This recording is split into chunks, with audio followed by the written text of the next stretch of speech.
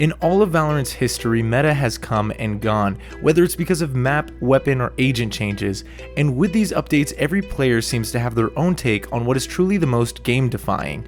But one debate has not only stayed relevant the longest, but has plagued and divided the community since release. Yeah, we're going to be talking about the Phantom versus Vandal. And not only that, but we believe there is a clear choice among the two in terms of practicality and weapon stats. Let's break that all down. Let's start with their fire rates. The Phantom beats the Vandal with its 11 rounds per second versus 9.75, which is a 12.8% improvement.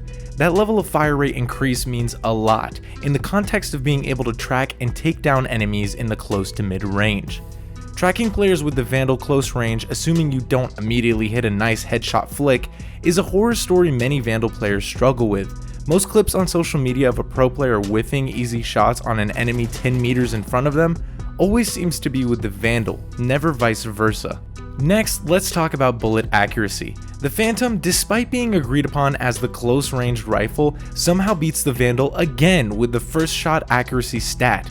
The Phantom rocks a 0.2 first bullet spread, while the Vandal lags behind with a 0.25 spread. For those curious, these numbers essentially mean the distance a fired bullet can potentially spread away from the targeted position on your crosshair. So I went ahead and dropped into the range to test how much a difference 0.05 extra inaccuracy meant for the Vandal, and the results were shocking.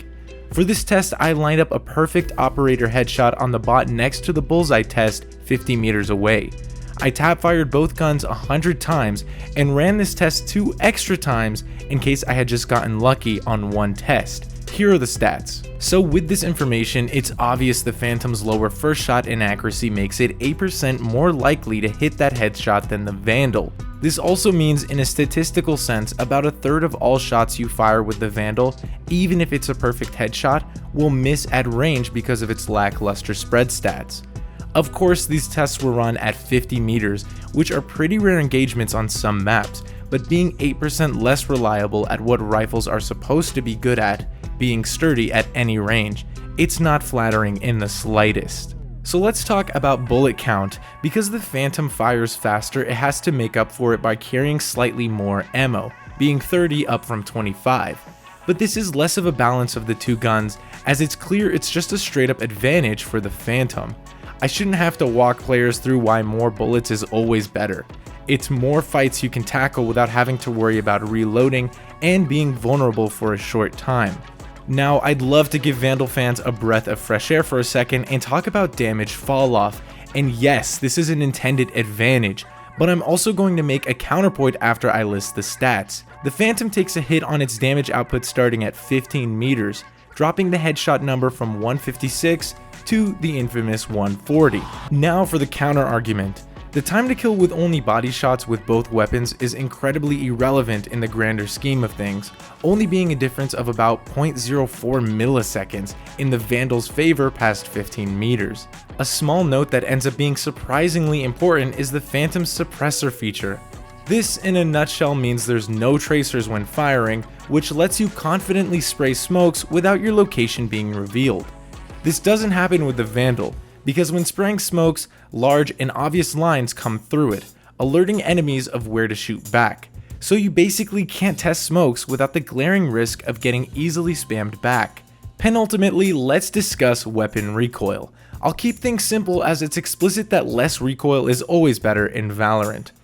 It makes the weapons more predictable and easy to master. I went ahead and dropped into the range again and placed my crosshair at the center of the bullseye at 10 meters.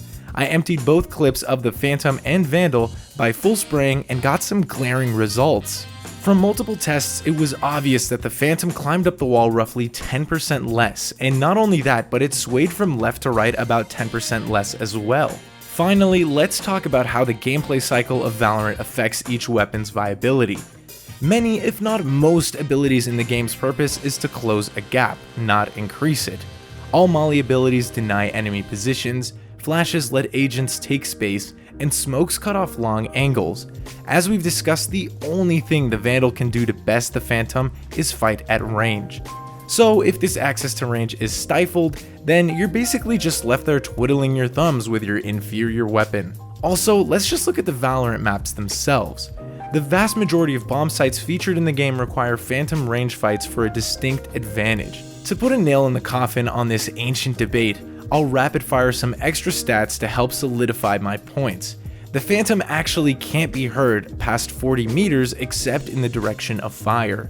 So if your team has all phantoms and shoot at someone on B site, the players on A site likely won't hear what's going on. The Vandal, on the other hand, is incredibly loud, and may cause faster rotations on the defender side. The ADS function on the Phantom actually increases base accuracy from 0.2 to 0.11, a 90% increase. Unlike the Vandal's 0.25 to 0.157, which is only a 65% increase.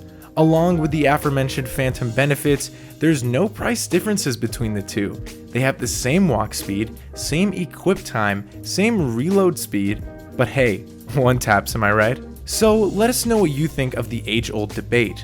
Are you still rocking the classic Vandal, or will you join the Phantom gang with its round-winning benefits and superior stats?